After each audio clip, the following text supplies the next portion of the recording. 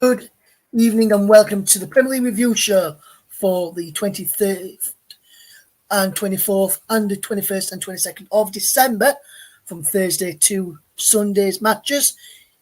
On behalf of all the team here at the commentary, I just want to wish you all a very Merry Christmas and a happy and safe, prosperous 2024, which is just around the corner. Christmas Eve today, and I am joined by two wonderful people who are my wonderful guests on the show today. We've got Paul James, my regular co-host.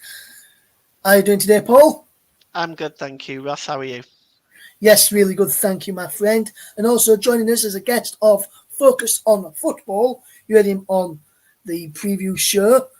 You've just heard him on the Wolves Chelsea commentary. If you heard that earlier on today, is Luke as well who's joining us. Luke, how are you doing today, mate?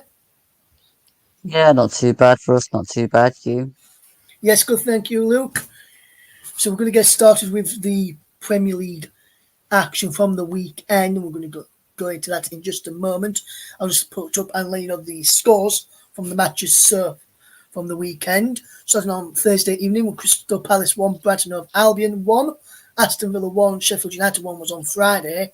On Saturday it was West Ham United 2, Manchester United 0, Fulham 0, Burnley 2, Luton Town 1, Newcastle United 0. Good tribute in the Luton Town game for Tom Lockyer, the Luton player who collapsed last week and a cardiac arrest and was released from hospital earlier last week. It was back end of last week, so good news there. Nottingham Forest 2, Bournemouth 3 in Nuno Espirito Santos' first game in charge as a new Nottingham Forest manager. Tottenham 2, Everton 1, Liverpool 1, Arsenal 1, Wolves 2, Chelsea 1 was the result from the game you heard earlier today between those two sides and Molineux, which was covered by Paul and Luke, who are delighted to be joining us today. Let's quickly look at the table before we get into those matches. Arsenal are top for Christmas. They were top for Christmas last year. Can they stay there? And can they win the title this season? We'll have to wait and see. Liverpool in second, Villa in third, Tottenham in fourth, make up the Champions League places.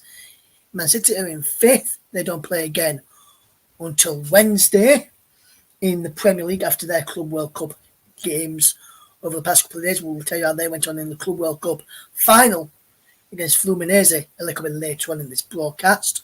West Ham in sixth, Newcastle in seventh, Manchester United in eighth, Brighton in ninth, Chelsea in 10th, Wolves in 11th, Bournemouth in 12th, Fulham 13th, Brentford 14th, Palace 15th, Everton 16th, Forest sit in 17th, 2 points above the drop zone, Luton in 18th, Burnley in 19th, and rock bottom of the table is Sheffield United. Reminder, Everton have got a 10-point deduction, and with their 10 points on top, they would be sitting in 10th. If they had those 10 points back on, they'd be a point behind Brighton and just 2 behind Manchester United and just 4 points behind the top 6. What a season Everton are having under their manager, Sean Dyche, who was formerly once of Burnley.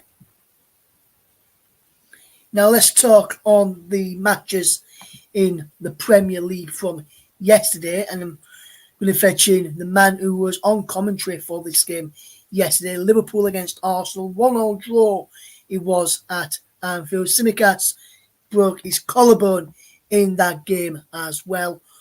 Martin Odegaard potentially could have given away a penalty. I've seen that back and I think it was a definite penalty. Don't know what he was doing with that one there. Not sure why the referee didn't give that one. But Paul, for you, 1-1 at Anfield yesterday between Liverpool and Arsenal. Was that a fair result? Yeah, I think so. I think Arsenal will look at it as a point gained. They never seem to do very well at Anfield, so that's a huge point. They had a huge stroke of luck. Certainly, that was a penalty by Odegaard, and I still cannot figure out why that wasn't given. Again, we seem to touch on this every single week, Russ, on the issue of VAR. No doubt it'll be an ongoing issue going forward, and I'm sure Luke has some comments to make about what happened at the City Ground yesterday as well. So there's so many issues coming out with VAR at the moment, but it was a dreadful error in my opinion to have missed that penalty for Liverpool. An absolute dreadful error. The game itself, though, was outstanding. I think it was a very entertaining game. But I think a lot of the time, again, it was the final ball for both teams. Both teams did have chances, and they didn't take them really. Just the two there. Arsenal got themselves off to a wonderful early lead with Gabriel's header from Odegaard's free kick. But Liverpool, of course, got back into it with the. It was a wonderful pass, by the way, by Trent Alexander-Arnold. It was perfect pass. It was about a good 40 to 60-yard pass, and he got it almost right to the feet of Mohamed Salah, and Salah cut into the penalty area, turned Zinchenko, and drilled it into the roof of the net. And it was very typical of Mohamed Salah and the quality that guy possesses. And he's having a wonderful season for Liverpool so far. But I think all in all, 1-1 was the right result, Russ. Yes, and just want to ask you, Paul, briefly on this one, because I know we're going to be working through the other games in a few moments. But if I were to put you in Mikel Arteta's shoes in that game yesterday, after that game yesterday, how do you think he'd be feeling today, waking up knowing he drew 1-1 with Liverpool yesterday and Liverpool are challenging them for the title? And along with Man City, how do you think Mikel Arteta would feel? And then flip that, if you're in Klopp's shoes, how do you think Klopp would feel? But so first, Mikel Arteta, please, Paul. Yeah, well, I think he's going to be satisfied with the result. Is top of the league. You have to remember, Liverpool haven't lost a home game they've only lost one in 52 games. They've lost one home game in 52 games. This is a very, very difficult team to beat. So I think Mikel Arteta is going to be very, very satisfied with the result. And I think Klopp is going to be satisfied too. I think ultimately it's a good result for both teams. Because both teams are up there challenging for the title. As we get the Christmas season off in earnest, both so many more games to play. As you know, we've got Liverpool have Burnley on Boxing Day. The reality is that they're probably going to pick up 3 points there.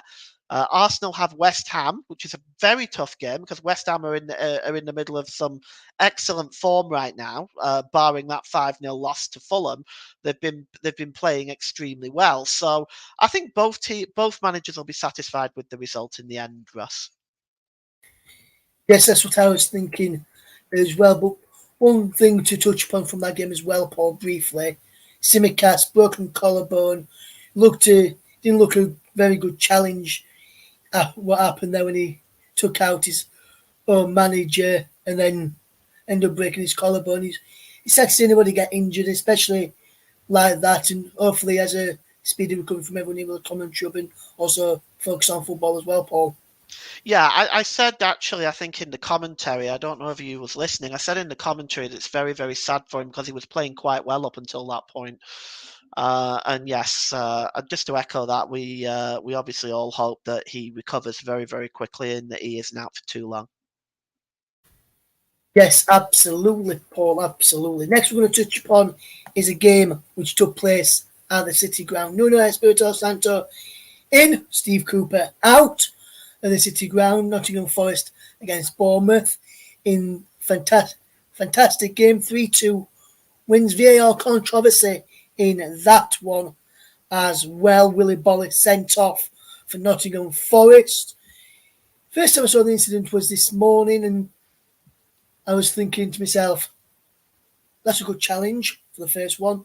That's another good challenge for the second one. Referee Rob Jones had other ideas. Second yellow card out, sends Willie Bolly off. And I'm glad to say we've got Luke alongside us. And Luke, just talk to us about that game yesterday. We'll get to the red card in a moment, but just talk to us about how you felt going into the game under Nunes, Berto, Santo coming in and Steve Cooper coming out ahead of the game. What was your feelings going into the game, first of all, Luke, yesterday?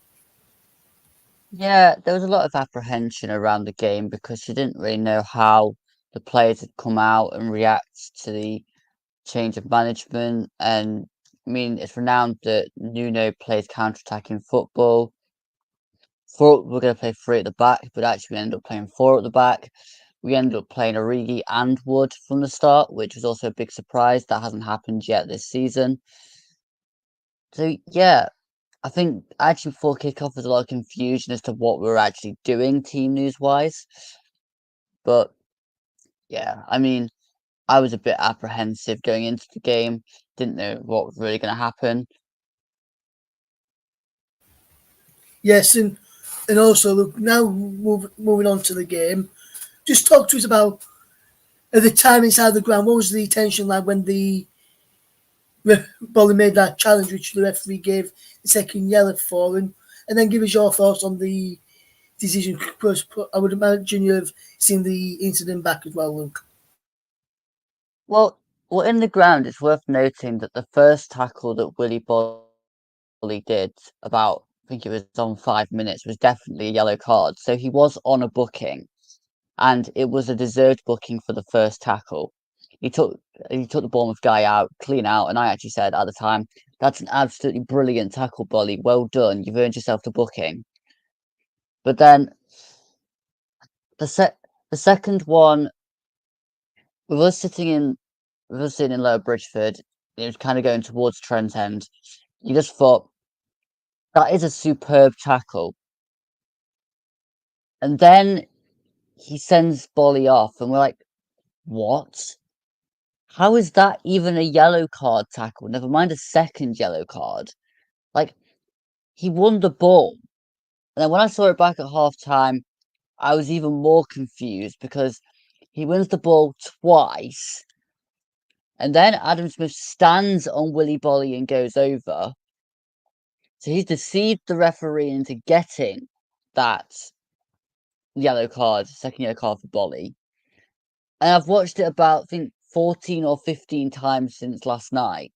And every time it just gets worse and worse the more you watch it. Bolly wins the ball goes in a different direction completely. He cannot stop himself from sliding. Adam Smith looks, notices that the foot is going that way. He then stands and goes over. It's just ridiculous. And let's not forget that Robert Jones was the man on VAR for the game at Old Trafford that we played, and he managed to screw that up too. Yes, and Luke, we were watching the highlights earlier on YouTube, just so I could see that incident back again after just a double chance, so I could talk about it today on the review show. When I look back at that, I was looking at it and I was thinking, that's a perfect challenge. Why has he sent him off? And I was listening to the commentators on there who were doing it for the world feed and for people that get matches in the Premier League all around the world, and then for Sky later on the highlights. And Gary Bates was on commentary, and he even couldn't believe that it was a red card offence. I sent to you yesterday, which I'll just read now as well, Luke. This comes from a former Premier League referee, which I mentioned to you yesterday. You know which one I'm going to read out here, Luke. So it's sent to you yesterday. And this comes from former Premier League referee Keith Hackett. Friends with him on Facebook. He says, a massive error by referee Robert Jones send off Nottingham Forest Willie Bolly impacted on the game. The challenge was perfectly timed, and a rush to pull out a second yellow card was ill-judged. With close to 800 yellows issued in 160 games in the Premier League, more consideration and better judgment is required before resorting to cards. Yellow cards cannot be reviewed by VAR or appealed against. An injustice and unfair to the player and fans. And that's something, Luke, where an ex-referee is not actually stuck up for the actual referee on the field of play.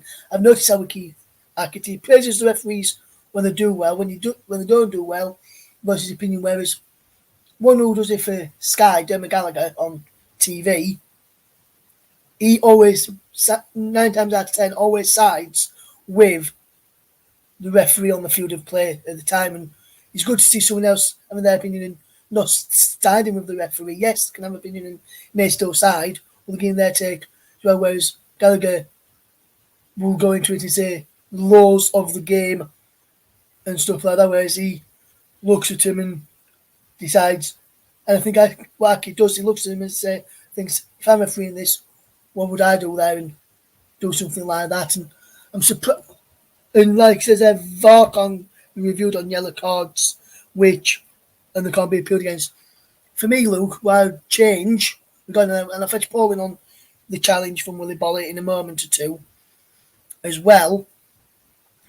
For me, what I would change is for VAR, I'd say, even if it's a second yellow, if it's going to be a red card, leading to a red card, I think VAR should be able to step in, even if he's on 2 yellows, and just have a look and see if it's worthy of a red card offence, even if it's going to be 2 yellows. And that's the tweak I would probably make. What do you make to that, first of all, Luke?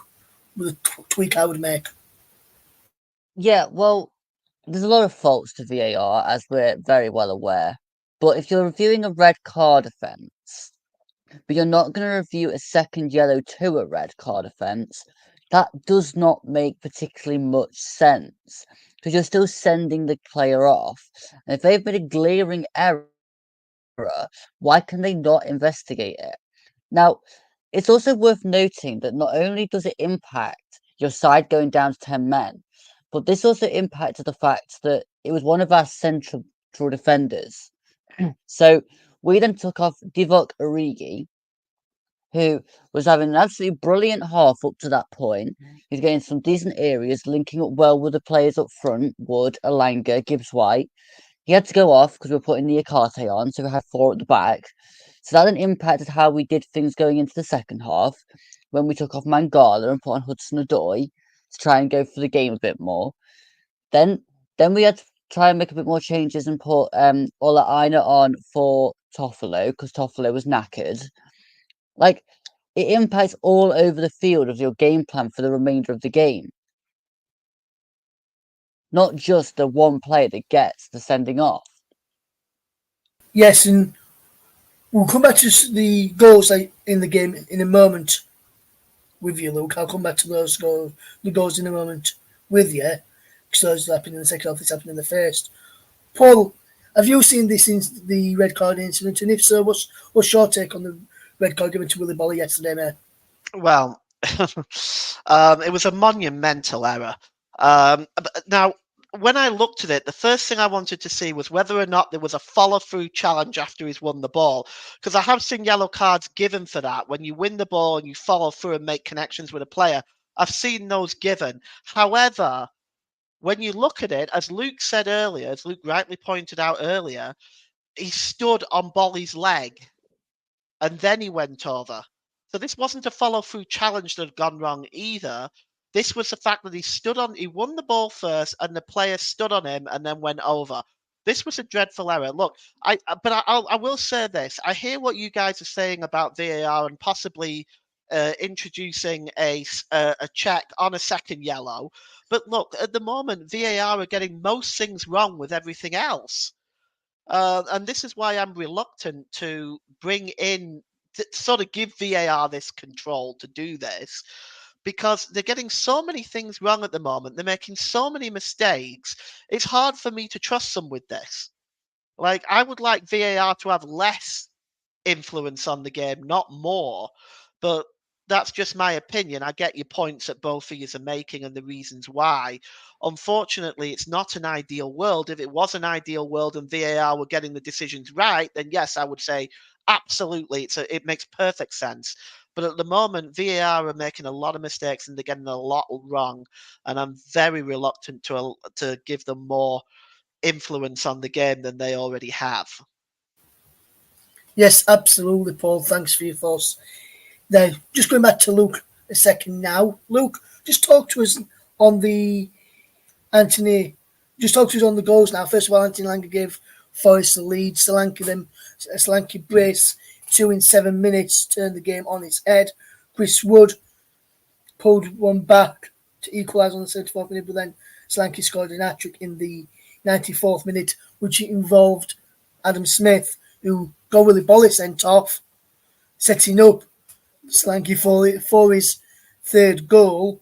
Well, Chris Wood, a goal and assist. I know you've not been the biggest fan of Chris Wood. Well, just talk to us about his performance and also the goals in the second half from your game. Well, Alanga's goal, it was a great ball through from Chris Wood to Alanga, and Alanga did a brilliant finish, stroking it into the corner, across the goal. It's kind of what I've been praying that Anthony Alanga does better at, his end product. He has to be better at the end product, and yesterday he got that moment bang on. But again, we can't hold on to leads. We really can't. Like, at the end of the day, we really can't hold on to leads because the ball's into the box. Matt Turner is weak. Matt Turner is a weak goalkeeper. He does not come out and claim balls. And I also think he's too small to be a goalkeeper. He got lobbed on the line for the second goal. Lobbed on his goal line as a goalkeeper. Seriously? The third goal? I mean, I think even Russ would have been able to have saved that one. It was ridiculous. It was dropping. Like, it was surreal. You were thinking that's just gonna be tipped over the bar, but no, it drops into the net, just in total amateurish style. Chris Wood's goal was brilliant. Again, took a deflection off the defender, but it was going on target anyway, so that's why he's been credited with the goal. But it's like amateur hour. Again, we're making error after error after error. And oh, it's driving me mad. Like, yeah, you can give a couple of errors away every few games, but every game a player is making an error. And it's the second game in a row where Matt Turner has cost us a goal. This time he's cost us, I think, two, because he should have not really been lobbed on the line. And also, you really should have saved the third goal. The first goal, I can't particularly remember that well because I remember the other two goals more. But honestly, at this point, the Greek guy was actually better in goal and he conceded 5 away at Fulham. And none of them were his fault. At least he's big enough to actually save shots. Whereas Turner, to me, I can see why Arsenal kept him as the third choice. Yeah, and Lou, just to tell you, I'm reading this off a flash score here. This is for the equalising goal to make it 1-1 in your game. She said you can remember that one. It says, a perfectly lofted pass from Marcus Sinetti finds Dominic Solanke, who jumps the highest to steer a close-range header into the roof of the net. His effort was both strong and precise, and Matt Turner had no chance of stopping that. Yeah, I still can't picture it. But again, we were doing well at 2-2 before Solanke scored that third goal. You're thinking to come away out of this game with a point at 2-2. You've scored twice with 10 men. That's brilliant. But to go and concede that late into the game in the fashion that it was is unforgivable, to be honest. Like, come on, be stronger, make it work. It wasn't very Christmassy from Bournemouth. Let's put it that way. Yes, and just Luke, just one final. I know there's only one game that Nuno's had in charge of Nottingham Forest, but in that game yesterday, have you seen improvements which could suggest you're able to stay out of the bottom three and stay up in the Premier League this season, or do you think it's too early to say under Nuno's tenure? I mean, if you could have seen more of the 11 on the field, I think judging the first 23 minutes up until Bolly's red card, there was decent movement. Gibbs White looked like he was back to his old self again, buzzing around, playing balls inside, outside, doing step overs, doing spins. I mean, we even got a few step overs from Chris Wood, believe it or not. Don't faint, everybody. But yeah, so he's to be 2-2, to be making attacking changes. Yeah, with 10 men, taking out a central midfielder and basically saying, we're going to go with Gibbs, White, and Yates in the centre, and that's it. And we're having Hudson Odoi one side, Langer the other side, and Chris Wood through the middle. I think that was brave because some managers would have put on an extra defender and just said, let's shut up shop at 0-0. But we were trying to go for it. We were trying to win from half time still. So that's good. But I think part of me does question a manager that was a former goalkeeper selecting a goalkeeper that makes that many errors. I think improvement wise, again, we had fight yesterday throughout the whole game. Everybody was winning balls, everybody was on form, everybody was there, everyone looked like they were totally on it and trying. I would like to say, though, a little bit of a negative on Chris Wood is he still doesn't get off the ground when the ball's in the air. Like, Chris, use a bit of imaginative. If you can't jump from a standing position, go from wider into the centre before the ball's even been taken, so you're in the air. Like, I do think sometimes his brain doesn't engage as much as it should, but look, at the end of the day, we didn't do enough in the final moments of the game to really get the point that we wanted from that game, but we go on to Newcastle. Ugh.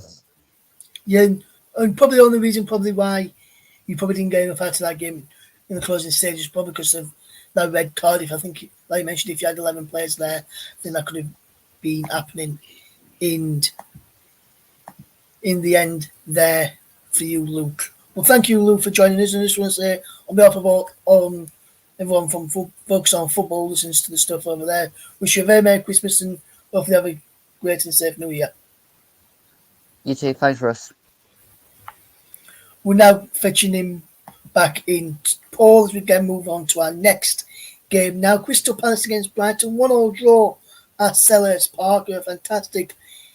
It was a good game in terms of good goals in the game, Paul, but that was about it. Those were the only two bits of quality that was in the game, just the good goals. Well, you commentated on that, Russ. I was watching it myself. It was nice to see a couple of goals, but I think there was a distinct lack of quality in the game as a whole. But I think both teams will be happy with the result in the end. I think maybe I think a draw was the right result, Russ. I don't know about yourself, but I think a draw was the right result. Yeah, I think a draw was probably a fair result. I don't think neither side did anything spectacular to say they should win it. I don't think neither side thought the game should be able to go on to get a positive. And I think both managers would have been delighted there was a draw because neither side deserved to lose that game. If someone had won that game, it would have been harsh on the others because both teams defended really well and created a lot of chances. It was just the lack of quality in the final third which let the team's downfall for me. Well, I mean, if I had to be hard pressed, I'd say Brighton probably shaded it, but I think at the same time you're looking at chances that were missed really by both teams. But for a derby, you're always going to expect a very sort of tight-knit game. Teams reluctant to commit errors in this kind of environment. So, in the end, I think both teams will be satisfied with the point. Yes, and also, Paul, I'm surprised that that Danny Welbeck managed to score his goal and the equaliser for Brighton from the edge of the penalty area with that header. No, you wouldn't expect someone to score from the edge of the box with an header, would you now? No, but it was a looping header, and the goalkeeper I don't think really had much of a chance. It was so angled so well that if it would have been to even slightly higher or slightly more to the goalkeeper's left-hand side, it wouldn't have gone in. It would have hit the woodwork. And that's what made it very difficult. The drop was very late from the header, and that's what made it very difficult for the goalkeeper to get up and make that save. So I think it's one of them. It's a sort of a looping header that he couldn't really done much about, to be honest. Yes, absolutely, Paul. I don't think the keeper could have been better, but the Palace goal, good cross into the back post and good header from Ayo in the back post. Where was people picking up Ayo in the back post, Paul? If you want to challenge in Europe and challenge again in the Premier League, you need to learn how to pick up players in the back post and not leave them free and unmarked for simple headers like Ayo got for Crystal Palace for their goal. Yeah, it was poor defending. But I'm seeing that a lot now in the Premier League just lately. Players ghosting in on the back post and they're not being picked up. And in this case, Jordan Ayew just kind of ghosted in on the back post. He's not being picked up. He's got a free header. And I'd have been pretty frustrated if I was Bart Verbruggen. Yes, absolutely. I would be as well, Paul. Moving on to the next game and another 1-1 draw and some controversy and VAR controversy in this one as well, Paul. You said earlier we won't be done on with Boxing Day, and that was correct. No Boxing Day, doing VAR controversy in this review show to talk about, should I say. Hopefully we don't have any VAR controversy on Boxing Day, on the Boxing Day games. Dream on, Russ. but I was about to say, Paul, but I know it'll happen, so there's no point in me saying that. Yeah. But moving on then to the Aston Villa 1, Sheffield United 1. Aston Villa further to the lead on the 59th minute when a goal was scored by Leon Bailey, but was pulled back for a foul by Jacob Ramsey on the Sheffield United goalkeeper. And I want to touch on this as well because they've always said, and when I've listened to the show with Howard Webb, they're always going about second phase of play. Mm-hmm. And it was a second phase of play where Aston Villa scored from because the corner came in. Foderingham, yes, he couldn't get the clean enough punch onto the ball to punch it away because it was being held by Ramsey. But at the same time, Jayden Bogle was holding on Ramsey as well, so he could have easily get a penalty or get a free. So there were 2 fouls in there. I'm not saying he went foul on Foderingham, but there was 2 fouls in there, Paul. Mm-hmm. The one on Foderingham and then the one by Bogle on Ramsey. But the ball's come out. Sheffield United managed to clear it. The ball then gets put back in, put across. Leon Bailey scores. So they've cleared the ball. And then he's come from the second phase of play. And I want to know how far teams and VAR are allowing the referees to go back before making decisions. Because I know this one by say wouldn't have made a difference to the scoreline. Because I'm going back to the Leeds Liverpool game, Paul, which I think Luke covered on the channel with Mike on that Monday Night Football when Leeds lost 6-1, if you remember. And there was a fat handball by Trent Alexander-Arnold in the build-up to one of the Liverpool goals, and then he come up, he bounced off his arm down, played it through to Sallow, pulled it back to Gakpo, who scored to make it 1-0. VAR checked it and turned around and said they were too far to go back to give the ball, and that was 30 seconds. That incident in the Leeds Liverpool game last season, Paul. This one was ball came in, cleared back out, pulled ball back in, scored. So there was a clearance in there. In the Leeds game was in one. That was too far to go back. That probably was about a bit longer than 30 seconds, and they was able to go back. Where's the consistency in there in that, Paul? And just talked about that goal, but we'll go back to that in a moment, Paul. But good goal from Cameron Archer against his former club, but Zaniolo scored a fantastic header as well. And I think 1-1 draw was probably a fair result for me. Probably Villa just shaded it, but I don't think Sheffield United did enough to lose the game. So I think the draw was a fair result. But I don't take on the disallowed goal and then the other two goals as well, Paul. Well, I'll touch on the disallowed goal first. You mentioned second phase of play. I'm going to propose that it was third, fourth, and fifth phase of play because of the foul. And yes, he did have a hold of his arm, so it probably was a foul. But Sheffield United had 3 separate chances to clear that ball away out of their penalty area. They were first of all they were in possession of the ball. That Villa weren't even in possession. The threat was extinguished at this point. The only reason why it became a threat again is because the Sheffield United defender turned the ball over to Ollie Watkins on the edge of the box. He gave the ball away on the edge of the box, and then Ollie Watkins gets the cross in for Bailey to put the ball into the net. So, no, this should not have been disallowed in my mind. The threat was neutralised. In fact, in most cases like that, the referee would have probably have waved play on even if he'd have saw the foul because the threat was essentially neutralised. They had possession of the ball in the penalty area and had, like I said, about 3 opportunities to clear the ball, all of which they didn't take. This is why I become very frustrated with VAR, Ross, and this is why I don't want them having any more influence in the game than they already have. In fact, I want them to have less influence. In terms of the goals themselves, Cameron Archer, wow, former Villa player, great moment for him, but very poor defending by Aston Villa, very poor.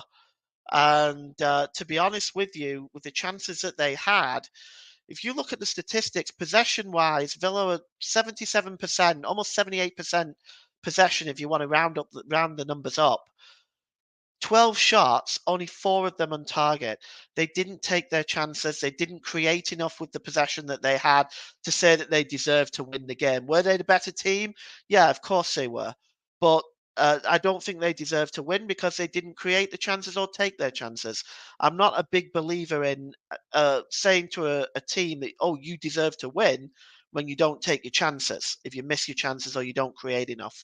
For Sheffield United, I feel a bit sorry for them. I mean, they got the goal on 87 minutes, but they fell asleep defensively again to allow Zaniolo to get the equaliser in the last minute of stoppage time. Very, very good game altogether, though, I think. 1-1, fair result.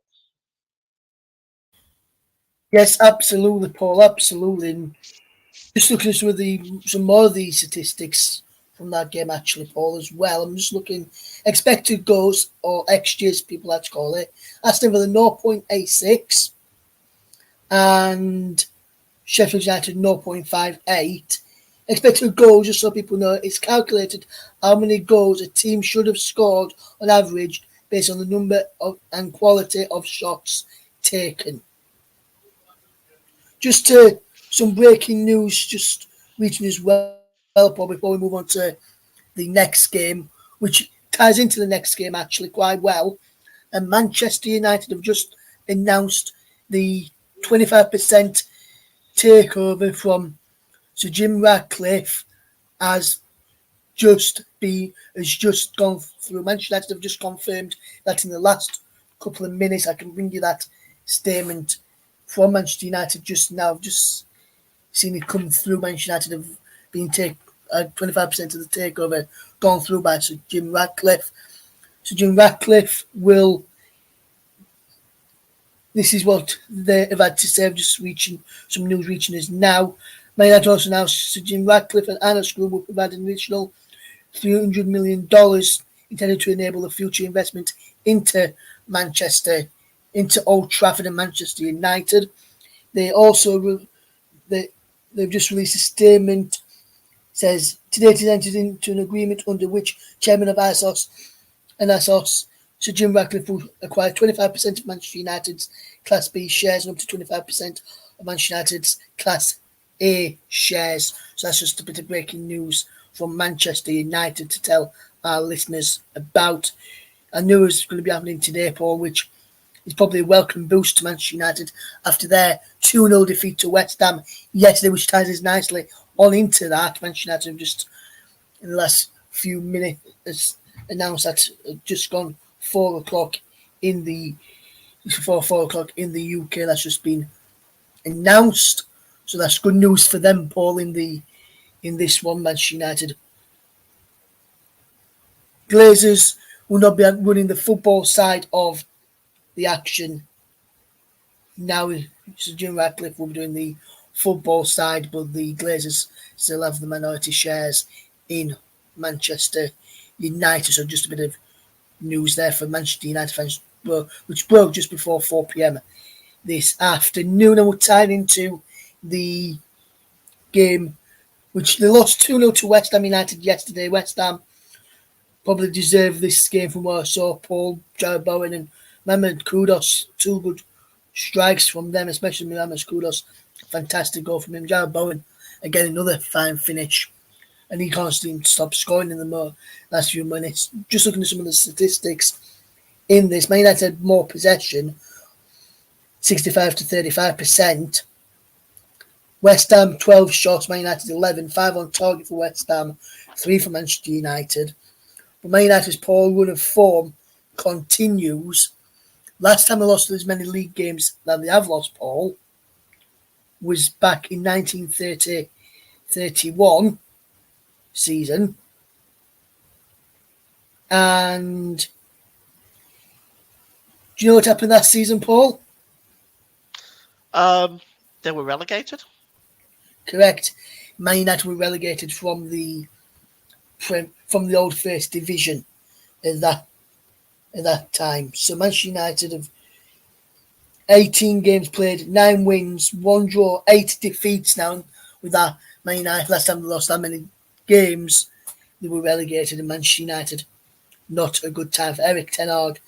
But a welcome boost for them, which was announced at 4 o'clock this afternoon.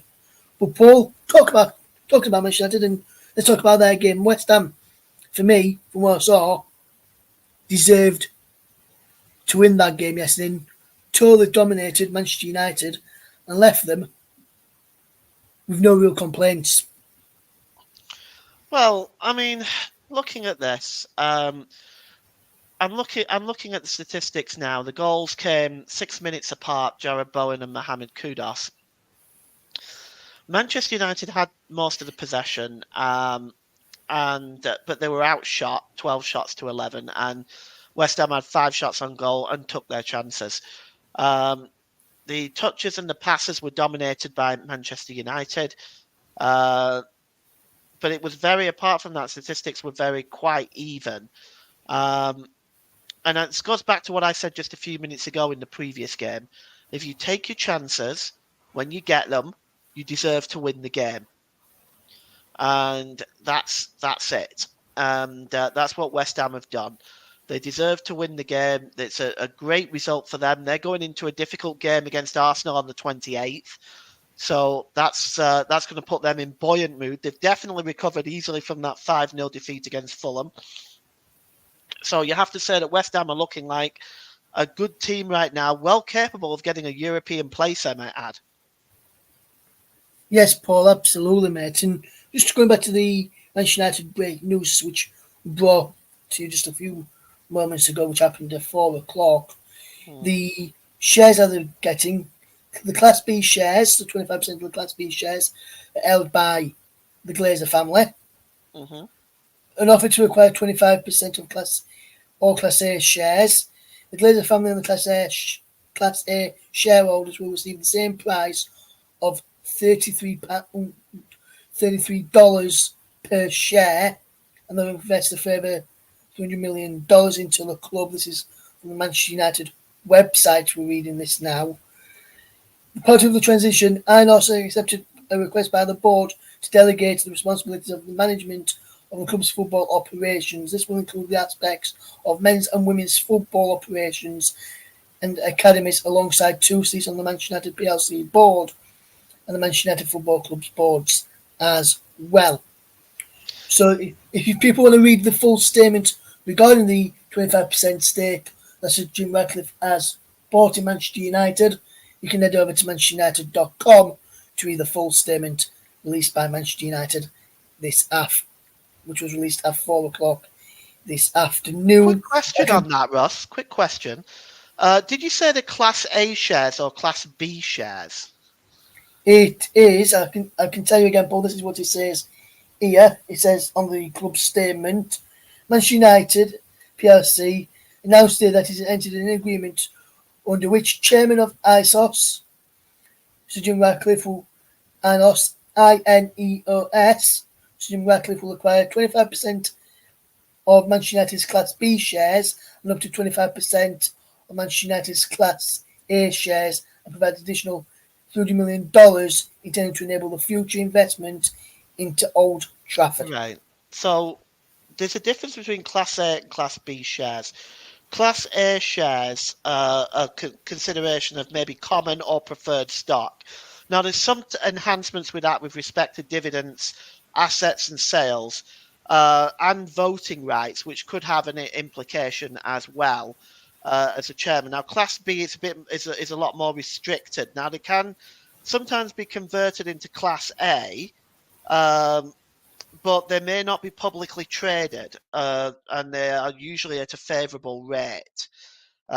So it might be interesting to know exactly what's done there. We'll never get to know that, of course. That'll be behind closed doors. But if he does get some Class A shares, that does give him potentially some voting rights, potentially. Yes, so we'll have to see regarding that one, but that's just some news coming out of Manchester United, which happened at 4 p.m. this afternoon to bring you. Now we're going to turn our attention to tell you what's coming up here on the channel on Boxing Day. And next up on Boxing on the TC Up and also on our partner channels, JB Sports Commentary Up 2, focused on football, is the game between Burnley and Liverpool. Join Paul James for that one from 5:25. We'll be joined by a special guest who will be from Focus on Football, Luke Turton, to provide his expert analysis on that game as well. Also, before we continue into our next round of matches to update you on, let's just tell you, and I want to say big congratulations for everyone here at the Commentary Hub, JB Sports Commentary Hub 2, Focus on Football, and Storm FM to Manchester City after they beat Fluminense 4-0 in the Club World Cup final after beating Aurora Red Diamonds 3-0 in the semi-finals earlier in the week. They won 4-0 on Friday, which saw goals coming from Julian Alvarez after just a minute, another goal by Nino, another goal from Phil Foden, and another goal for Julian Alvarez. Rodri went off injured in the 74th minute. We know how bad that can be for Manchester City when Rodri is not in the side. We know how bad City played without Rodri in the side as well. But they will return to Premier League action, Manchester City, on Wednesday when they take on Everton in the Premier League.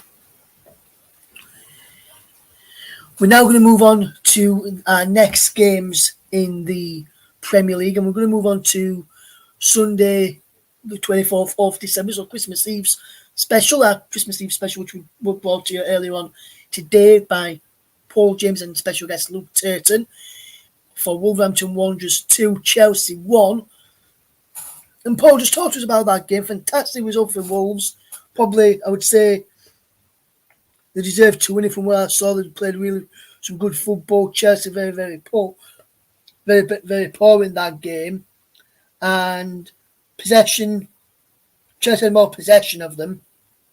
More shots, but Wolves had more shots on target. Excuse me. But for me, what I saw, Wolves deserved to win that game against Chelsea. What did you think, Luke? No, Luke, Paul, sorry. Yeah.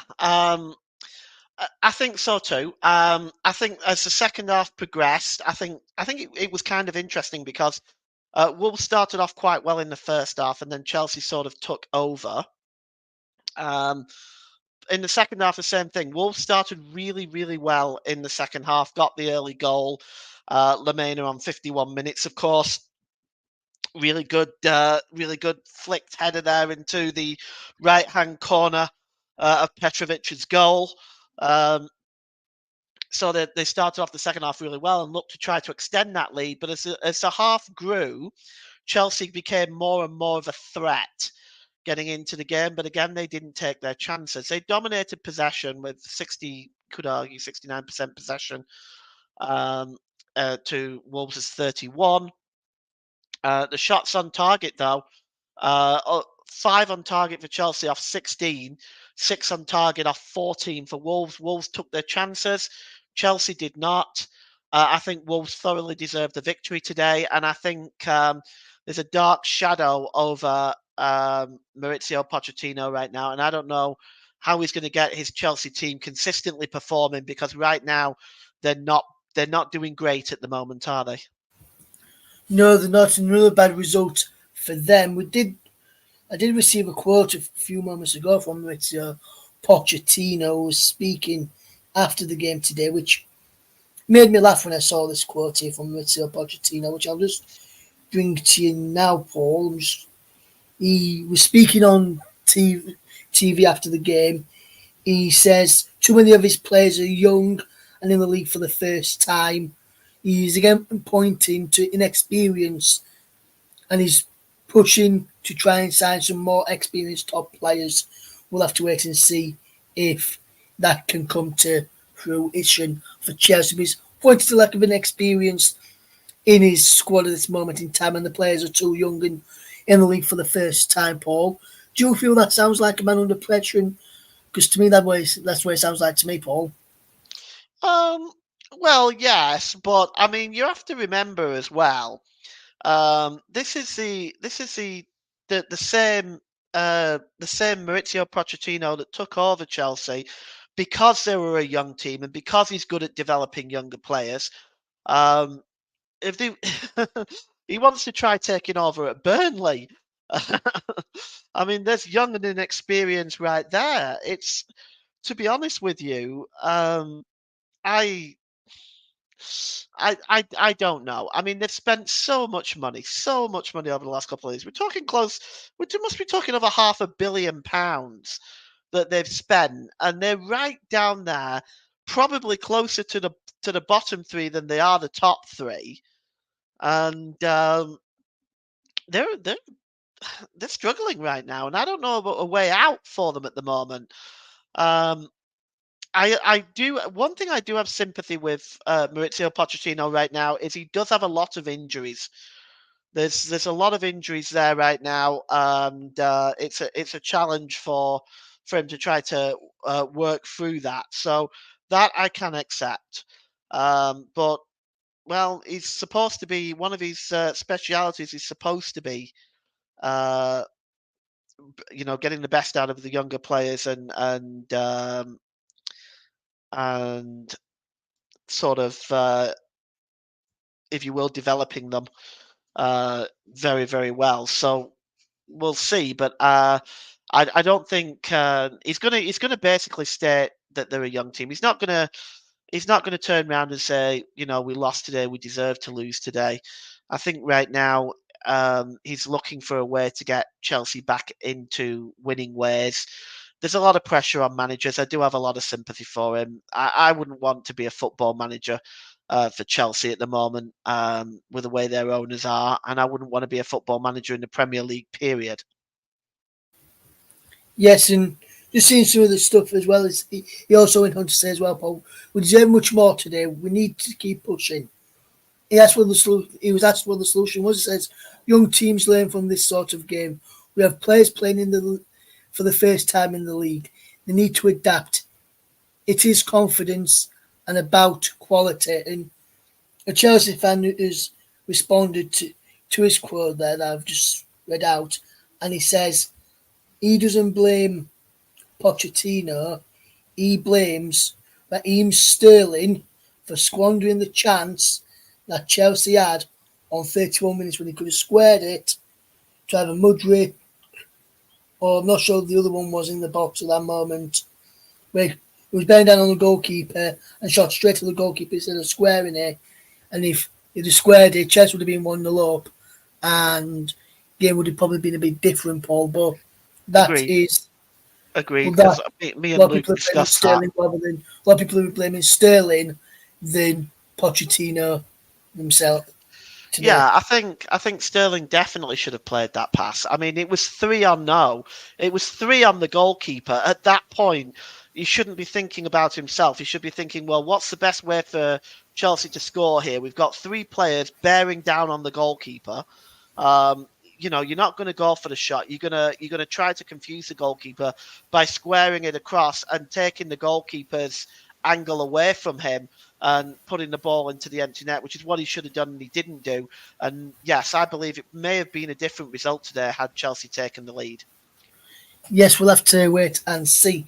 Next up is the game which saw Luton Town play for the first time since Tom Lockyer had that cardiac arrest at Bournemouth last weekend. Everyone here at the country wishes Tom a speedy recovery, and hopefully he's back on the pitch soon, and back playing and back with his teammates real soon.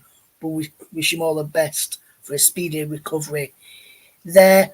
Good touch in the build-up to this game from Newcastle fans, banners with Tom Lockyer on in the crowd, and nice touch from Andros Townsend when he scored the winning goal, set up by Ross Barkley when he held up Tom Lockyer's shirt in celebration to show that they're all with the Luton Town captain as well in this game. And I think it was a fantastic touch as well. And I think from what I saw this one as well, Newcastle had a lot of chances, Paul, but just didn't really test the Luton goalkeeper enough in this game.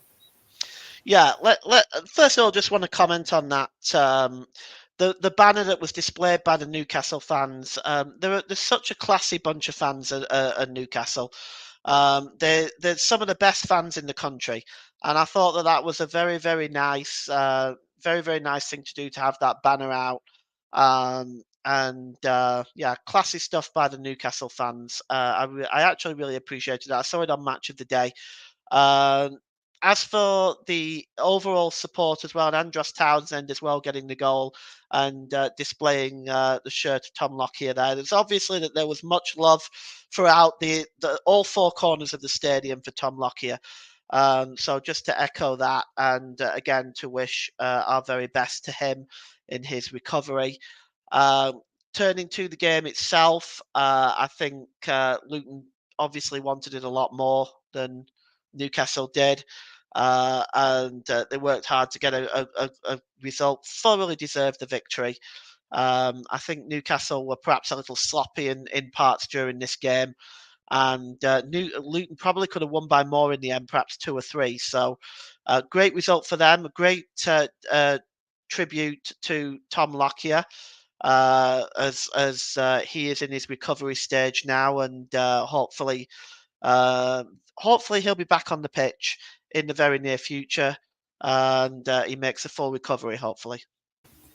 Yes, absolutely. Paul, moving swiftly on then, and good to see Luton getting a win in the Premier League.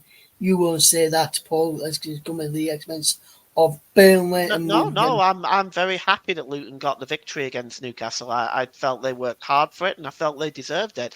I'm always prepared as a football fan, whether I'm a Burnley fan or not. If I see Luton or any of the other teams at the bottom performing to that level and working that hard, I take my hat off to them. You deserve the victory. Yes, and now moving on to the next game. Tottenham 2, Everton 1. Everton's first defeat in 5 matches now for Everton after in the league this is. 'Cause last defeat before the game against Tottenham was against Manchester United, and then beat Forest, Newcastle, Chelsea, Burnley, and then lost to Tottenham. So that was the 5th game out of the last matches I mentioned since the Man United game. So 1 defeat, 2 defeats in the last 6 games in the league now. 3 in the last 7 if you include the EFL Cup in midweek, which lost on penalties. And so that's technically a draw. So 2 in the last 7. Everton unlucky not to get anything from that game. VAR struck again, disallowing Dominic Calvert-Lewin's goal at the start of the second half, which, according to Sean Dyche, changed the game. What did you make to that game, Paul? Mm. I felt they were perhaps a little bit unlucky. Dominic Calvert-Lewin, yeah, probably a foul. Maybe the right decision by VAR on this occasion. But yes, it did make it very, very difficult for Everton at that point. Sean Dyche doesn't have a tremendous record against Spurs. He didn't when he was at Burnley. But it was still, nevertheless, Everton have been on the up recently, and I think they'll recover from this result and move on and pick up more points. For Spurs, Ange Postecoglou will look at this as an opportunity to build on. It's a very, very good result against a very informed Everton team. Yes, absolutely, Paul. Moving on to our final game then. Came at Craven Cottage, Fulham 0, Burnley 2, and what a result for Burnley down at Craven Cottage. A lot of teams have struggled when they've gone to Craven Cottage. A lot of people, without naming anybody's names, especially someone on that does this show, Paul, was expecting a big, comprehensive Fulham victory, but Burnley went to the Craven Cottage and showed them willing goal from Wilson Odegaard, and then a fantastic assist from Wilson Odegaard to set up Sander Berge to put Burnley 2-0 up in dreamland. And Fulham deserved to get all three points against Fulham yesterday. Again, and let's go back to the stats. And again, this is another example of a team not taking their chances.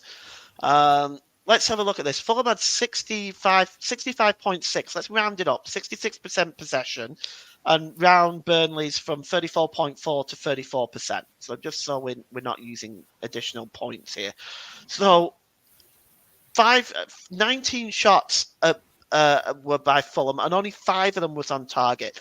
Burnley got 7 shots away and got 2 on target, both goals.